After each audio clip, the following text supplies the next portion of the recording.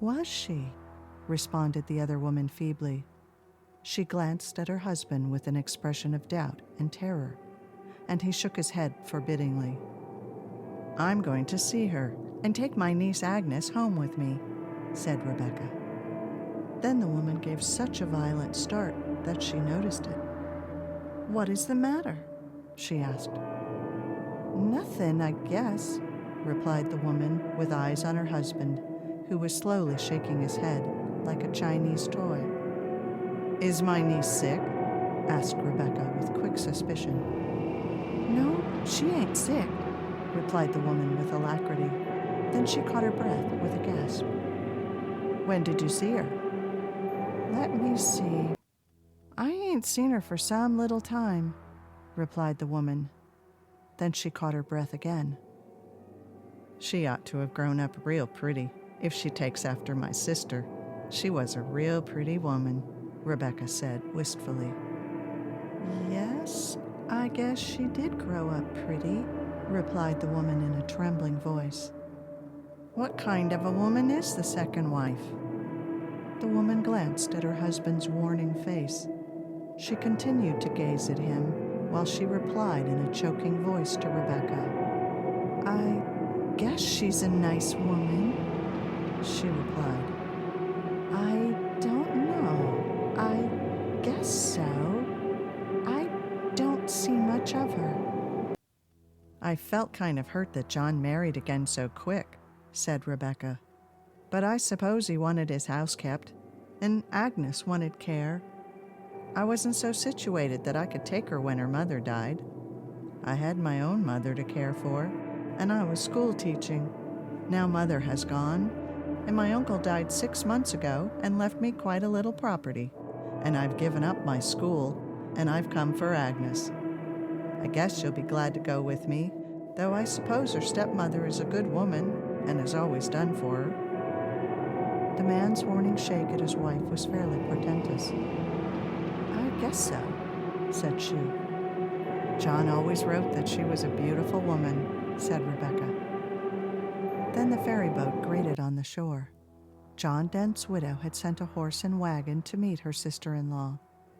When the woman and her husband went down the road, on which Rebecca in the wagon with her trunk soon passed them, she said reproachfully, Seems as if I'd ought to have told her, Thomas. Let her find it out herself, replied the man. Don't you go to burning your fingers in other folks' pudding, Maria. Do you suppose she'll see anything? Asked the woman with a spasmodic shudder and a terrified roll of her eyes. See, returned her husband with stolid scorn. Better be sure there's anything to see. Oh, Thomas, they say.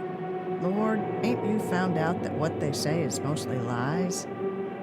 But if it should be true, and she's a nervous woman, she might be scared enough to lose her wits, said his wife, staring uneasily after Rebecca's erect figure in the wagon, disappearing over the crest of the hilly road.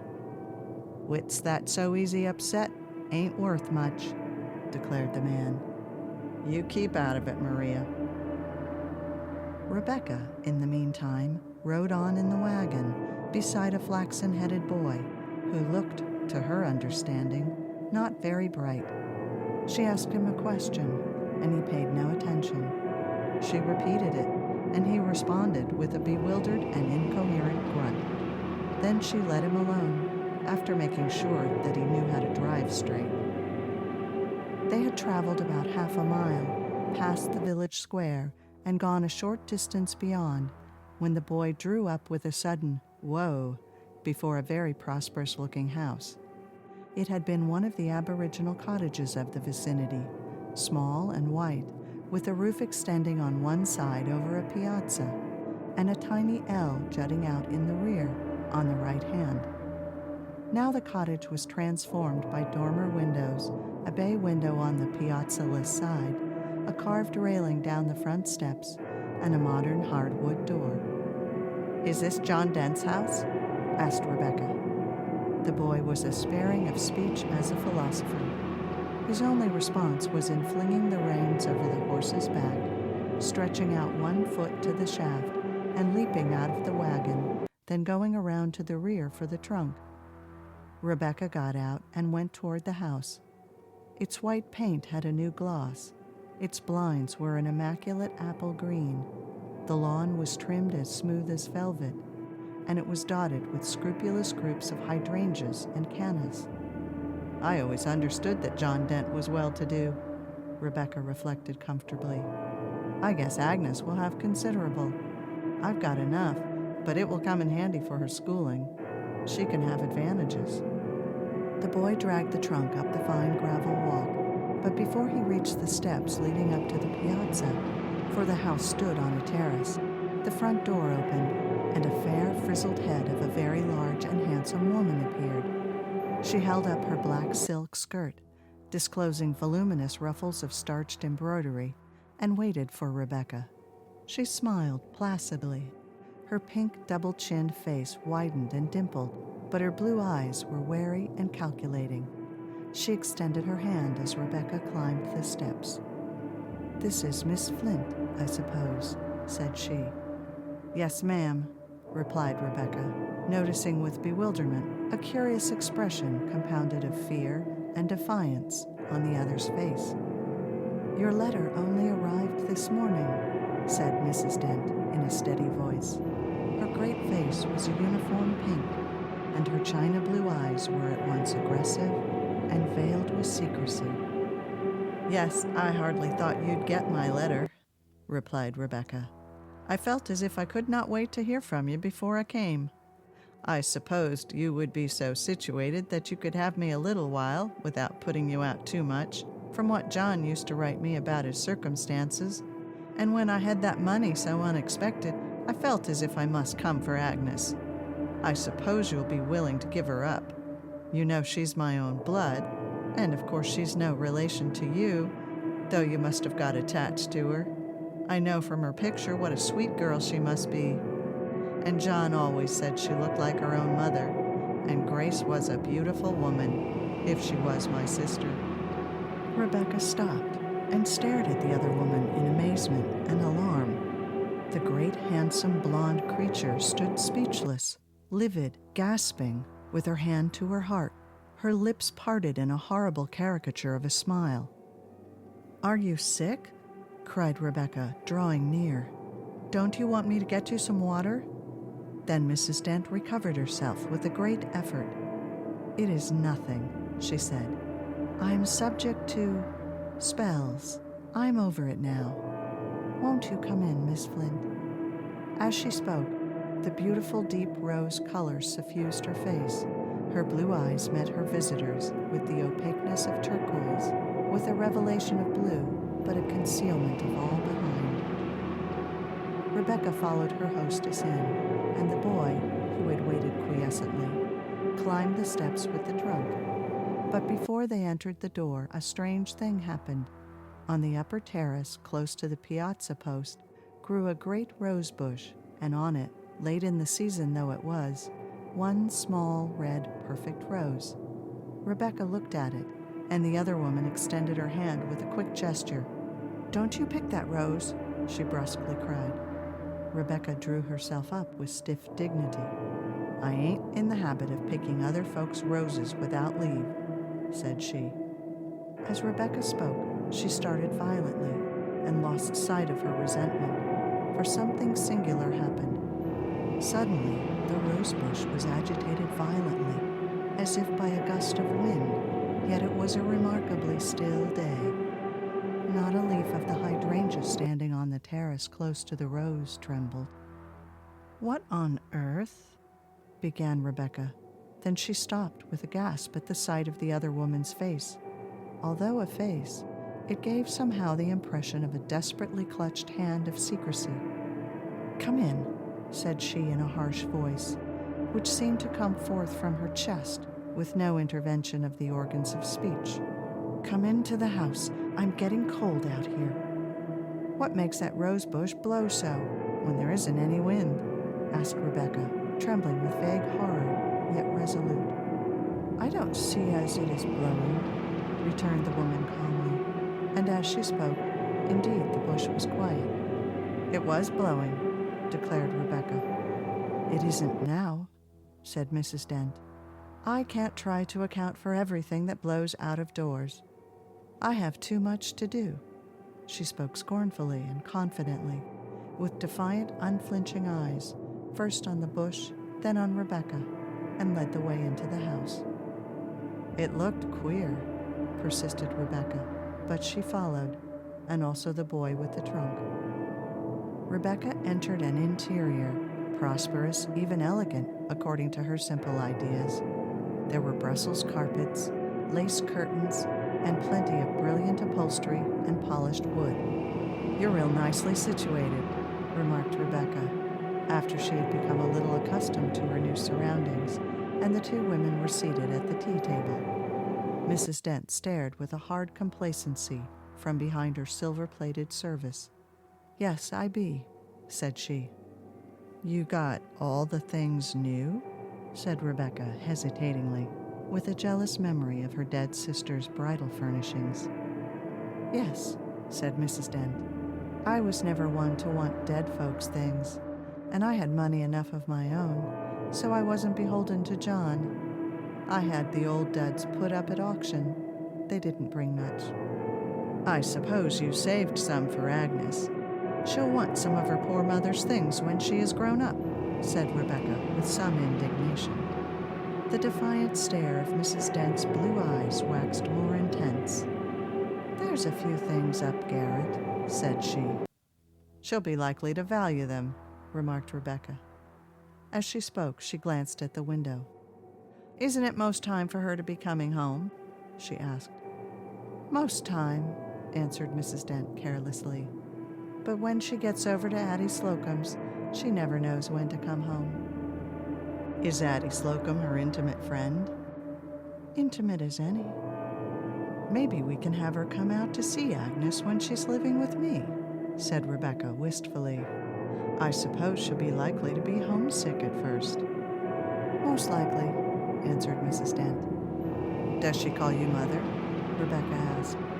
"No, she calls me Aunt Emmeline," replied the other woman shortly.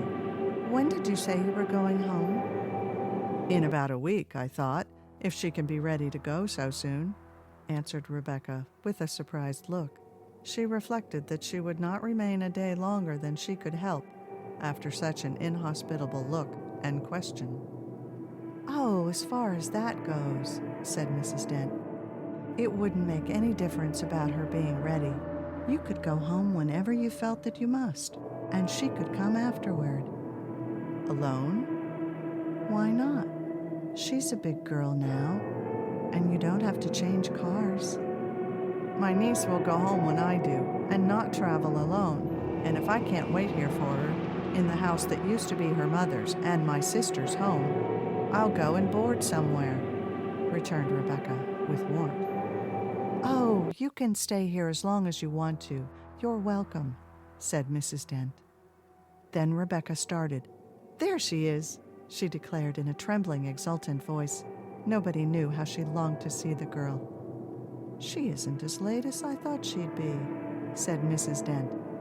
And again that curious, subtle change passed over her face, and again it settled into that stony impassiveness. Rebecca stared at the door, waiting for it to open. "Where is she?"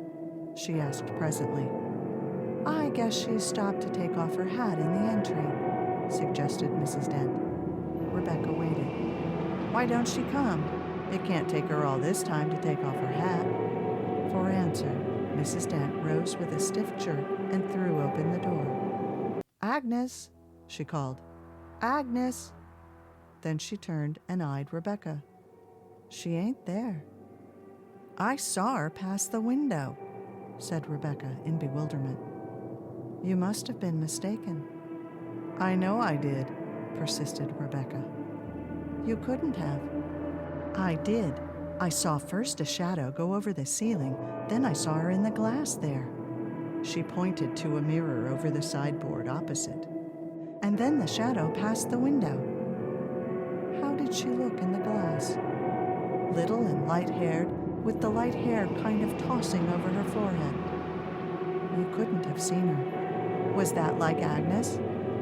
"Like enough, but of course you didn't see her." You've been thinking so much about her that you thought you did. You thought you did?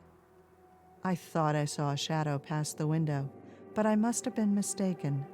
She didn't come in, or we would have seen her before now. I knew it was too early for her to get home from Addie Slocum's anyhow. When Rebecca went to bed, Agnes had not returned.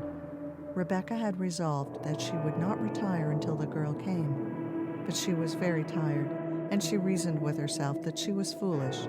Besides, Mrs. Dent suggested that Agnes might go to the church social with Addie Slocum. When Rebecca suggested that she be sent for and told that her aunt had come, Mrs. Dent laughed meaningly. "I guess you'll find out that a young girl ain't so ready to leave a sociable where there's boys to see her aunt," said she. "She's too young," said Rebecca incredulously and indignantly. "She's 16, replied Mrs. Dent, "and she's always been great for the boys. She's going to school 4 years after I get her before she thinks of boys," declared Rebecca. "We'll see," laughed the other woman. After Rebecca went to bed, she lay awake a long time listening for the sound of girlish laughter and a boy's voice under her window. Then she fell asleep. The next morning she was down early. Mrs. Dent, who kept no servants, was busily preparing breakfast. "Don't Agnes help you about breakfast?" asked Rebecca. "No, I let her lay," replied Mrs. Dent shortly. "What time did she get home last night?" "She didn't get home." "What?" "She didn't get home. She stayed with Addie. She often does." "Without sending you word?" "Oh, she knew I wouldn't worry." "When will she be home?" "Oh, I guess she'll be along pretty soon." Rebecca was uneasy, but she tried to conceal it, for she knew of no good reason for uneasiness. What was there to occasion alarm in the fact of one young girl staying overnight with another? She could not eat much breakfast. Afterward, she went out on the little piazza, although her hostess strove furtively to stop her. "Why don't you go out back of the house? It's real pretty, a view over the river," she said. "I guess I'll go out here," replied Rebecca. She had a purpose, to watch for the absent girl. Presently, Rebecca came hustling into the house through the sitting room, into the kitchen where Mrs. Dent was cooking. "That rose bush!" she gasped. Mrs. Dent turned and faced her. "What of it?" "It's a-blowin'." "What of it?" "There isn't a mite of wind this morning." Mrs. Dent turned with an inimitable toss of her fair head. "If you think I can spend my time puzzling over such nonsenses," she began, but Rebecca interrupted her with a cry and a rush to the door. "There she is now!" she cried. She flung the door wide open, and curiously enough, a breeze came in, and her own gray hair tossed, and a paper blew off the table to the floor with a loud rustle. But there was nobody in sight. "There's nobody here," Rebecca said.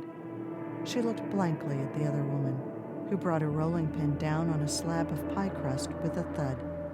"I didn't hear anybody," she said calmly. "I saw somebody pass that window." "You were mistaken again." "I know I saw somebody." "You couldn't have. Please shut that door." Rebecca shut the door.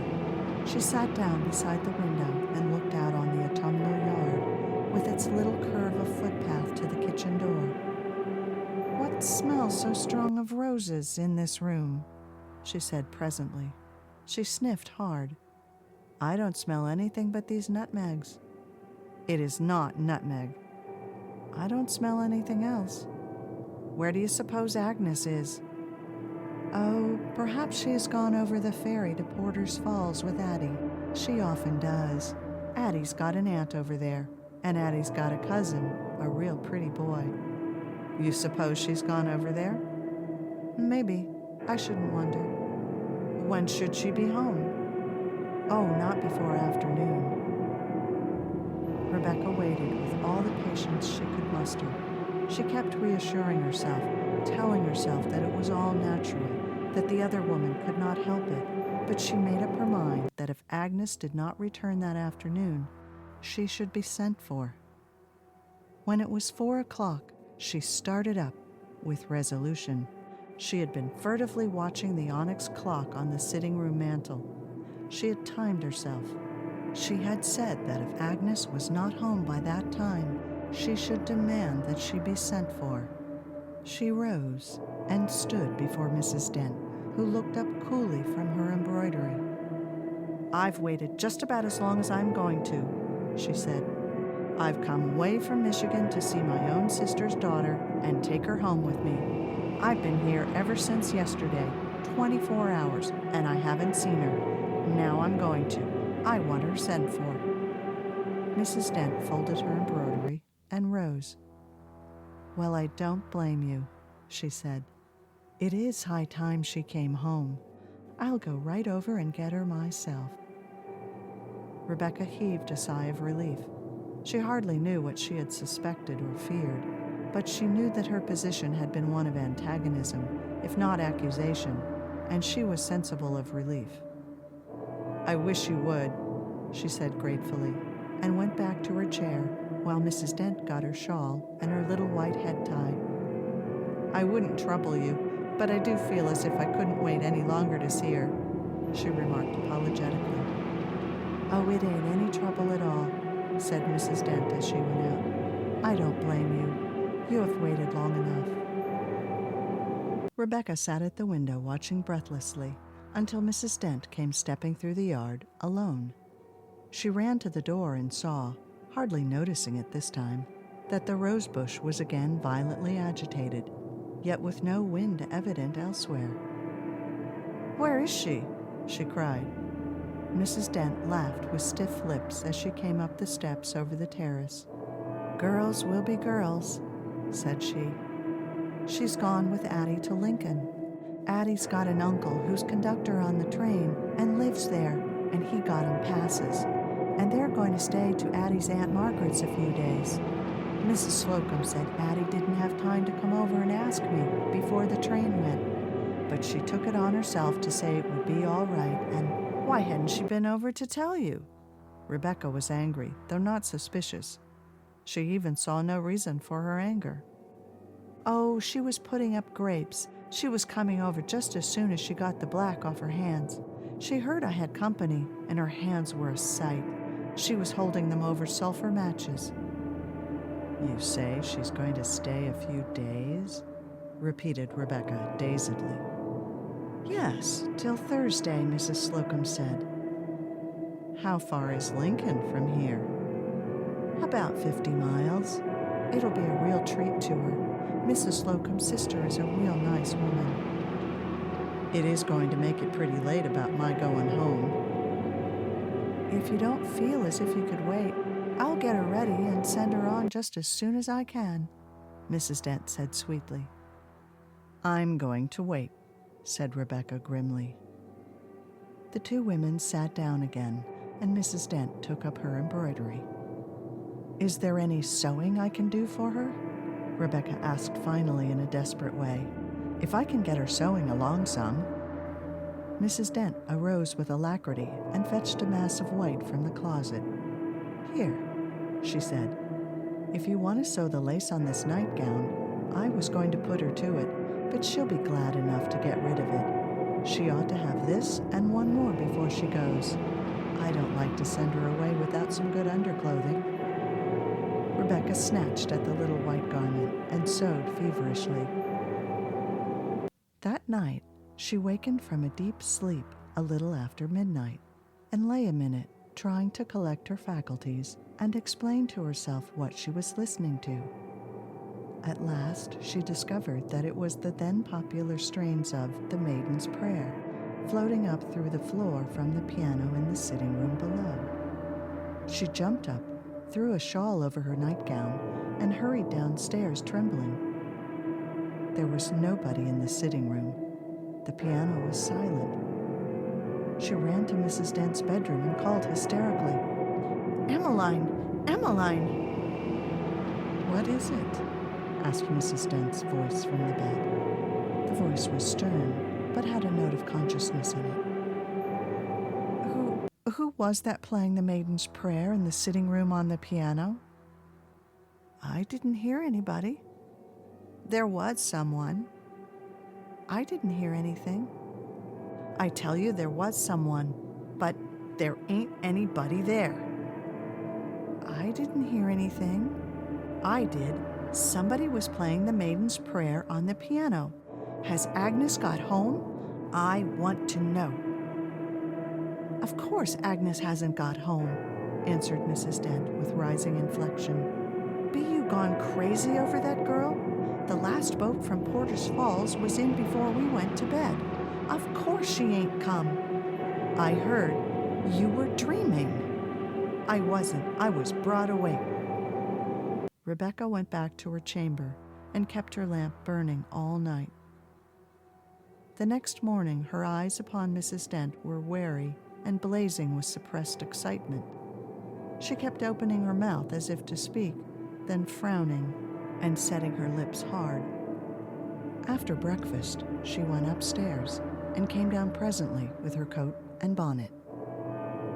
Now, Emmeline, she said, I want to know where the Slocums live.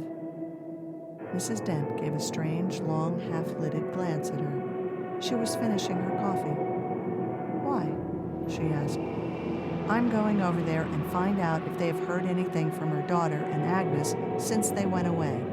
I don't like what I heard last night. You must have been dreaming. It don't make any odds whether I was or not. Does she play the Maiden's Prayer on the piano? I want to know. What if she does? She plays it a little, I believe. I don't know.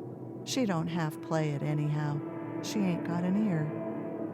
That wasn't half played last night. I don't like such things happening. I ain't superstitious, but I don't like it. I'm going. Where do the Slocums live? You go down the road, over the bridge, past the old grist mill, then you turn to the left. It's the only house for half a mile. You can't miss it. It has a barn with a ship in full sail on the cupola. Well, I'm going. I don't feel easy. About 2 hours later, Rebecca returned. There were red spots on her cheeks. She looked wild. I've been there, she said, and there isn't a soul at home. Something has happened. What has happened? I don't know. Something. I had a warning last night. There wasn't a soul there. They've been sent for to Lincoln. Did you see anybody to ask? Asked Mrs. Dent with thinly concealed anxiety. I asked the woman that lives on the turn of the road. She's stone deaf, I suppose you know. She listened while I screamed at her to know where the Slocums were, and then she said, Mrs. Smith don't live here. I didn't see anybody on the road, and that's the only house. What do you suppose it means? I don't suppose it means much of anything, replied Mrs. Dent coolly. Mr. Slocum is conductor on the railroad, and he'd be away anyway. And Mrs. Slocum often goes early when he does, to spend the day with her sister in Porter's Falls. She'd be more likely to go away than Addie. And you don't think anything has happened? Rebecca asked, with diminishing distrust before the reasonableness of it. Land, no. Rebecca went upstairs to lay aside her coat and bonnet, but she came hurrying back with them still on. Who's been in my room? She gasped. Her face was pale as ashes. Mrs. Dent also paled as she regarded her. What do you mean? She asked slowly. I found when I went upstairs that little nightgown of Agnes's on the bed, laid out. It was laid out. The sleeves were folded across the bosom, and there was that little red rose between them. Emmeline, what is it? Emmeline, what's the matter? Oh! Mrs. Dent was struggling for breath in great, choking gasps. She clung to the back of a chair. Rebecca, trembling herself so she could scarcely keep on her feet, got her some water. As soon as she recovered herself, Mrs. Dent regarded her with eyes full of the strangest mixture of fear and horror and hostility. What do you mean talking so? She said in a hard voice. It is there. Nonsense, you threw it down and it fell that way. It was folded in my bureau drawer.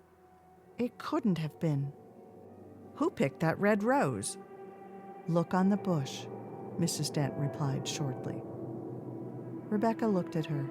Her mouth gaped. She hurried out of the room. When she came back, her eyes seemed to protrude. She had, in the meantime, hastened upstairs and come down with tottering steps, clinging to the banisters. Now I want to know what all this means, she demanded. What means?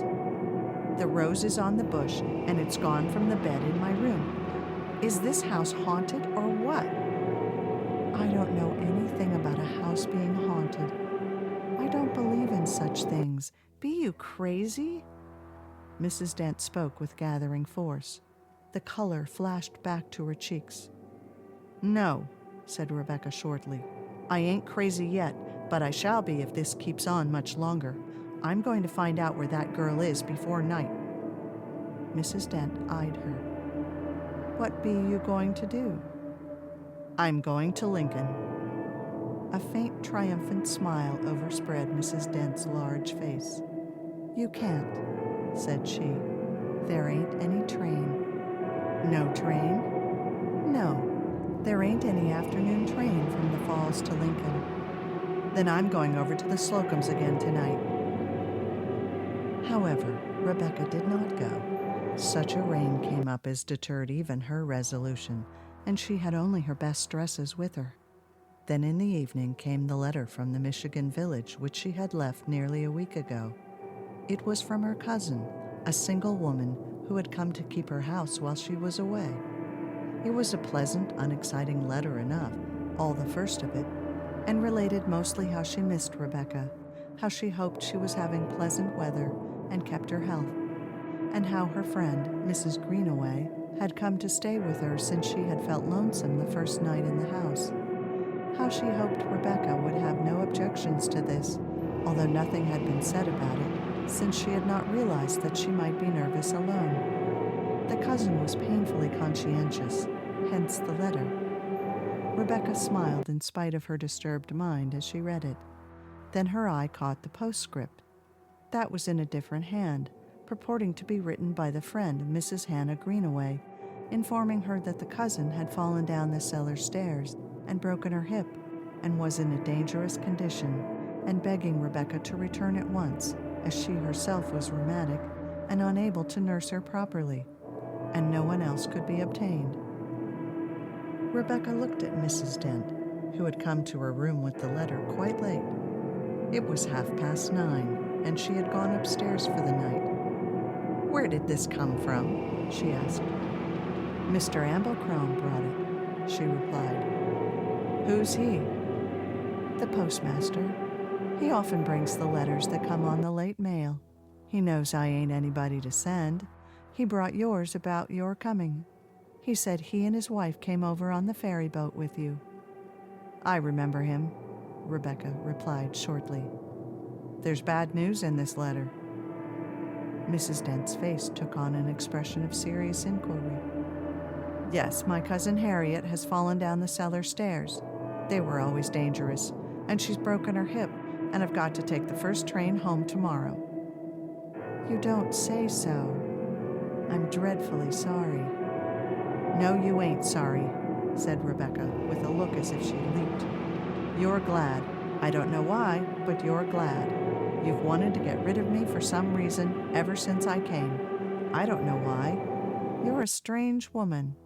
Now you've got your way, and I hope you're satisfied. How you talk. Mrs. Dent spoke in a faintly injured voice, but there was a light in her eyes. I talk the way it is. Well, I'm going home tomorrow morning, and I want you, just as soon as Agnes Dent comes home, to send her out to me. Don't you wait for anything. You pack what clothes she's got, and don't wait even to mend them, and you buy her ticket.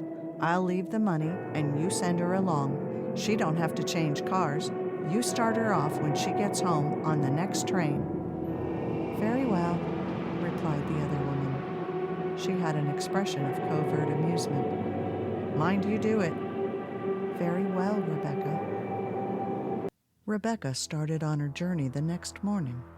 When she arrived 2 days later, she found her cousin in perfect health. She found, moreover, that the friend had not written the postscript in the cousin's letter. Rebecca would have returned to Ford Village the next morning, but the fatigue and nervous strain had been too much for her. She was not able to move from her bed. She had a species of low fever induced by anxiety and fatigue. But she could write, and she did, to the Slocums, and she received no answer. She also wrote to Mrs. Dent. She even sent numerous telegrams, with no response. Finally, she wrote to the postmaster, and an answer arrived by the first possible mail. The letter was short, curt, and to the purpose. Mr. Amblecrom, the postmaster, was a man of few words, and especially wary as to his expressions in a letter. "Dear Madam," he wrote, "your favor received. No Slocums in Ford's Village. All dead. Addie 10 years ago, her mother 2 years later, her father 5. House vacant. Mrs. John Dent said to have neglected stepdaughter. Girl was sick. Medicine not given. Talk of taking action. Not enough evidence. House said to be haunted. Strange sights and sounds. Your niece, Agnes Dent, died a year ago, about this time. Yours truly, Thomas Amblecrom." End of The Wind in the Rosebush. Recording by Anne Simmons.